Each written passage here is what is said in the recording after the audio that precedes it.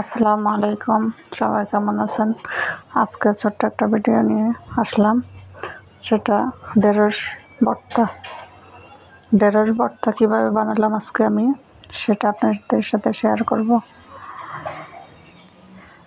কচি ঢেঁড়স, একটু ছোট কচিগুলা নিলে ভালো হয়। কচি ঢেঁড়সগুলো ভালোভাবে একদম ধুয়ে পরিষ্কার করে নিতে হবে। নিয়ে দুই টুকরা করে এভাবে কেটে নিতে হবে।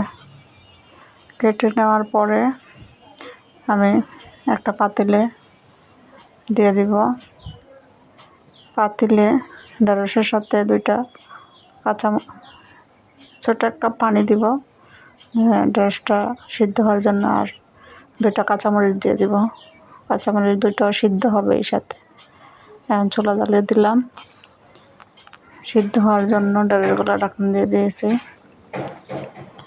এই তো ঢেঁড়সগুলো সিদ্ধ হয়ে গেল, এখন নামিয়ে নেব। সাথে মরিচগুলোও সিদ্ধ হয়ে গেছে। এখন ঝটফট ভাত খাওয়ার 5 মিনিট আগে আপনি এটা করতে পারবেন। একদম সহজ এবং নর্মাল। সিদ্ধ হয়ে গেলে কচি 2টা মরিচ এবং শুকনা 2টা মরিচ নেব।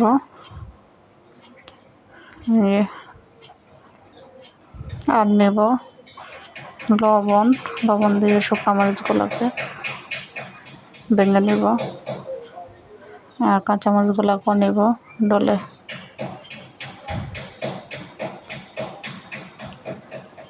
এখন চিকন করে কাটা, একদম চিকন, যত চিকন করা যায় সুন্দর করে চিকন করে কেটে দেব 2টা পেঁয়াজগুলো কাঁচামরিচের সাথে এভাবে মেখে, লবণ কাঁচামরিচের সাথে মেখে নেব। তারপরে দেব সরিষার তেল। এই তো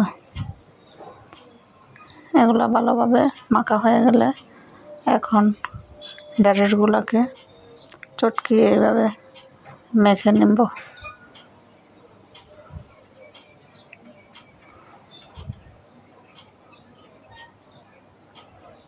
এই তো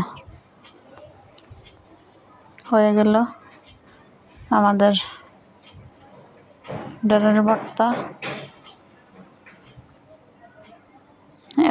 এরকম ভর্তা বানিয়ে আপনি নিমেষে 1 প্লেট ভাত খেয়ে ফেলতে পারবেন।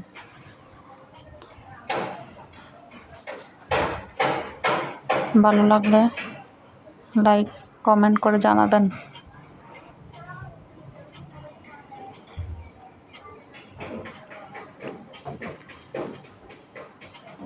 আল্লাহ হাফেজ।